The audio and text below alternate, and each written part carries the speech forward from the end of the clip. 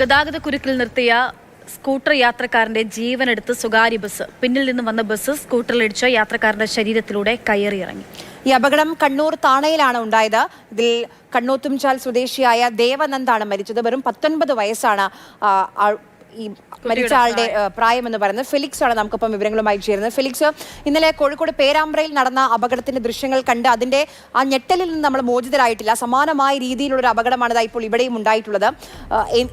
എന്താണ് ശരിക്കും സംഭവിച്ചത്?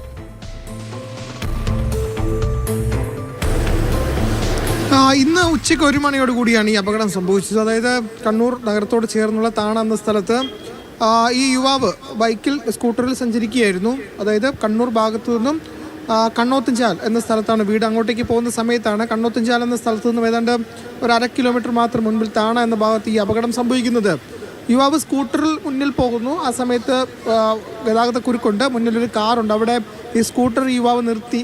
ആ സമയത്താണ് പിന്നിൽ നിന്നും അശ്രദ്ധമായി വന്ന ഈ ബസ്, സ്വകാര്യ ബസ് ഈ വാഹനത്തിൽ ഈ സ്കൂട്ടറിലിടിക്കുകയും ആ ഇടിയുടെ ആഘാതത്തിൽ തെറിച്ചു വീണ യുവാവിൻ്റെ ശരീരത്തിൽ കൂടി ഈ ബസ്സിൻ്റെ ടയർ കയറി ഇറങ്ങുകയും ചെയ്തത്. അങ്ങനെയാണ് മരണം സംഭവിക്കുകയും ചെയ്തിട്ടുള്ളത്. ഏതായാലും വളരെ സങ്കടകരമായ ഒരു കാറിന്റെ തൊട്ട് പിന്നിൽ ആ റോഡിന്റെ ഏറ്റവും അവസാനത്തോടു കൂടിയാണ്, അത്രയും ചേർത്തിട്ടാണ് ആ സ്കൂട്ടർ നിർത്തിയിട്ടുള്ളത്. അപ്പൊ അത് ആ ബസ് ഓടിക്കുന്ന ആൾക്ക് കാണാൻ കഴിയും. മാത്രമല്ല ബസ്സിന്റെ പാതയിൽ പോലും അല്ല ആദ്യഘട്ടത്തിൽ ആ ബൈക്ക് നിൽക്കുന്നത്. തീർച്ചയായിട്ടും ഇടതുവശത്തായി അരികിലായി ഒതുക്കി നിർത്തിയിരുന്ന സ്കൂട്ടറാണ്. ആ സമയത്താണ് പിന്നിൽ നിന്നും വന്ന ഈ സ്വകാര്യ ബസ്, അതായത് കണ്ണൂർ കൂത്തുപറമ്പ് റോട്ടിലോടുന്ന അശ്വതി എന്ന ബസ്സാണ്. ആ ബസ്സാണ് വന്ന് ഈ സ്കൂട്ടറിലിടിക്കുകയും യുവാവ് തെറിച്ചു വീഴുകയും അങ്ങനെ യുവാവിൻ്റെ ദേഹത്തുകൂടി ഈ ബസ് കയറി ഇറങ്ങുകയും ചെയ്തത്. ഏറ്റവും പ്രധാനപ്പെട്ട കാര്യം 19 വയസ്സ് മാത്രം പ്രായമുള്ള വിദ്യാർത്ഥി ദേവനന്ദാണ് മരിച്ചത്.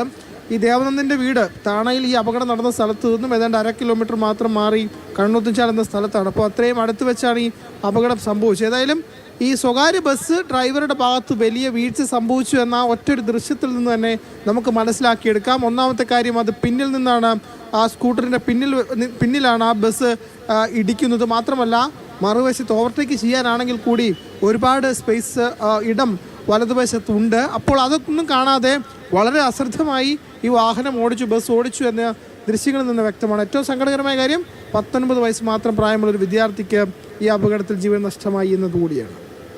പറയുന്നത് പോലെ വെറും 19 വയസ്സാണ് ദേവനന്ദന്റെ പ്രായം എന്ന് പറയുന്നത്. വീട്ടിൽ നിന്ന് വീടെത്താറായിട്ടുണ്ട്. അതിനു മുൻപാണ് ഈ അപകടം ഉണ്ടായത്. അവന്റെ ഭാഗത്ത് ഒരു തെറ്റുമില്ല എന്ന ആ ദൃശ്യങ്ങൾ കാണാൻ കഴിയും. മുന്നിലൊരു കാറുണ്ട്. അപ്പോൾ അവൻ ഒതുക്കി നിർത്തി, ഓവർടേക്ക് ചെയ്യാൻ പോലും ശ്രമിച്ചിട്ടില്ല, ഒതുക്കി നിർത്തി. അത്രയും ഒതുക്കിയാണ് ആ ബൈക്ക് അവൻ നിർത്തിയത്.